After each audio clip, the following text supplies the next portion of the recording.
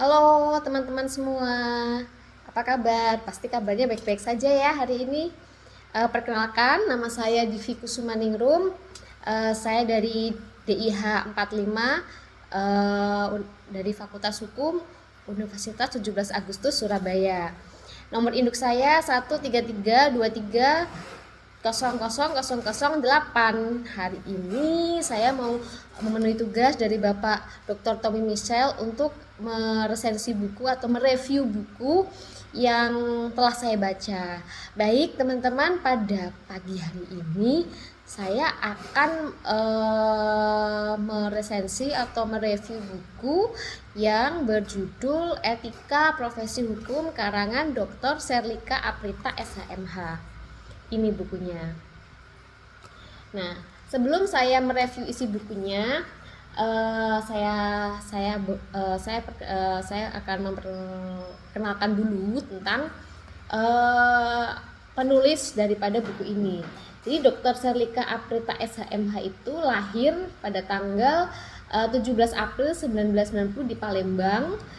Beliau mengawali belajar ilmu hukum di tahun 2007 dan meraih gelar sarjana hukum di tahun 2011 di Fakultas Hukum Universitas Sriwijaya atau FH Unsri. Beliau ini mengawali karirnya sebagai seorang dosen luar biasa di Fakultas Hukum Universitas Kader Bangsa Palembang dan di Universitas Taman Siswa Palembang. Nah, saat ini beliau adalah dosen tetap pada Fakultas Hukum Universitas Muhammadiyah Palembang.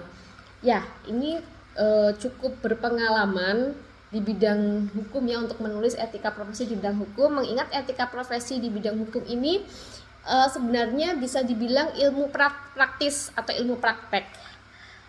Oke, kemudian selain aktif menjadi narasumber dan juga sebagai dosen di berbagai seminar nasional maupun internasional, beliau ini juga aktif menulis pada berbagai jurnal. Jadi beliau ini adalah penulis jurnal yang cukup aktif, baik nasional maupun yang terindeks internasional.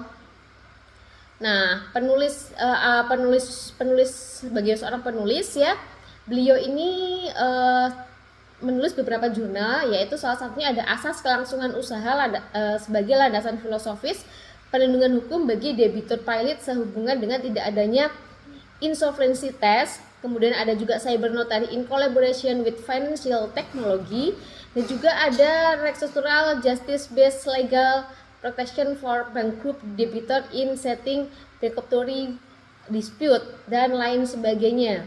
Nah, karya tulis beliau ini kemudian yang telah terbit ini cukup banyak terutama di bidang ilmu praktis yaitu di bidang perbankan.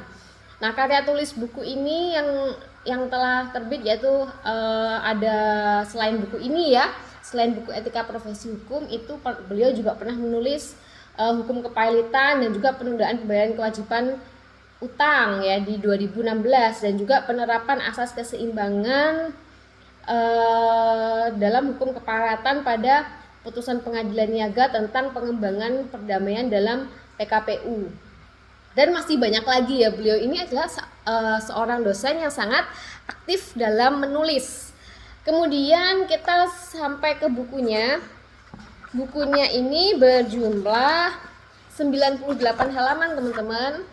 Di halaman pertama, seperti biasa, ada kata pengantar yang berisi tentang sekilas ya, tentang latar belakang beliau menulis buku ini, dan juga ucapan-ucapan terima kasih. Kemudian ada daftar isi, kemudian ada pendahuluan di sini. Di sini di daftar isi beliau membahas ada pengertian etika di pendahuluan, dan juga ada alasan tujuan manfaat dalam mempelajari etika, kemudian objek pembahasan etika, sejarah etika, dan juga etika sebagai ilmu pengetahuan. Di bab 2 beliau di sini membahas mengenai keterkaitan pekerjaan dan profesi. Di sini ada pengertian profesi itu seperti apa, dan di sini beliau menerangkan cukup gamblang ya, karena mungkin beliau memang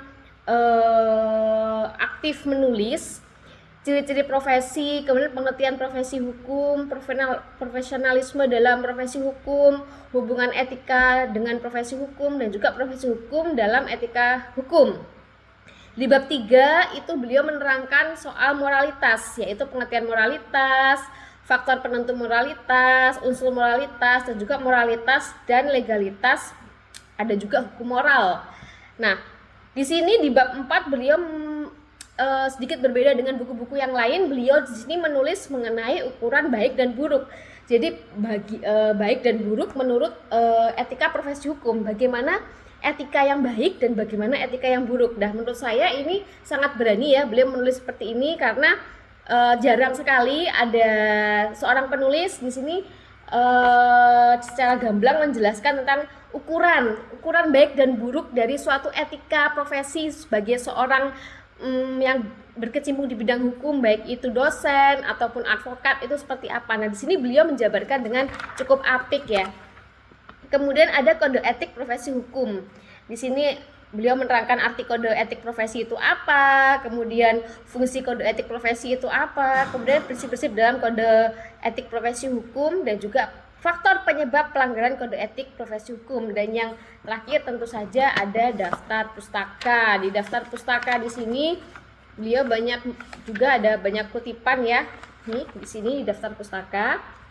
Nah, kemudian setelah saya baca buku ini ya teman-teman dan juga Bapak Dr. Michelle, etika profesi ini sebenarnya digambarkan beliau adalah sikap etis ya, sebagai bagian integral dari sikap hidup yang menjalani kehidupan sebagai pengemban profesi.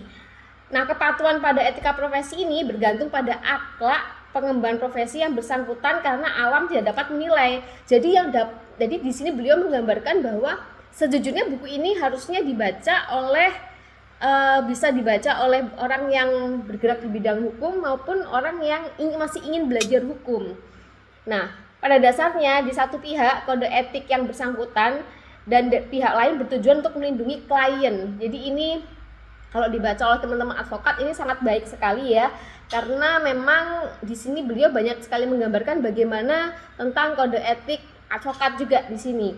Kemudian buku etika profesi hukum ini pada pemaparan di awal ya, dengan pengertian etika tadi yang seperti yang sudah saya jelaskan, itu ada alasan yang dipaparkan mengenai keterkaitan antara pekerjaan dan profesi. Di situ juga digambarkan beberapa bab terakhir ya, di beberapa bab terakhir itu juga digambarkan membahas tentang moralitas, ukuran baik dan buruk, serta kode etik profesi hukum. Nah, sebenarnya dengan hadirnya buku ini, kalau teman-teman sudah membaca ya, pembacanya pun tidak membuat malas ya, karena bahasanya cukup apik dan juga buku ini tidak begitu tebal ya. Jadi tidak bikin males membaca bagi teman-teman yang tidak suka membaca. Dengan hadirnya buku ini diharapkan dapat memenuhi kebutuhan dan referensi di bidang etika profesi hukum, khususnya bagi dosen dan mahasiswa hukum dan juga aparat penegak hukum ya dalam bekerja, seperti itu.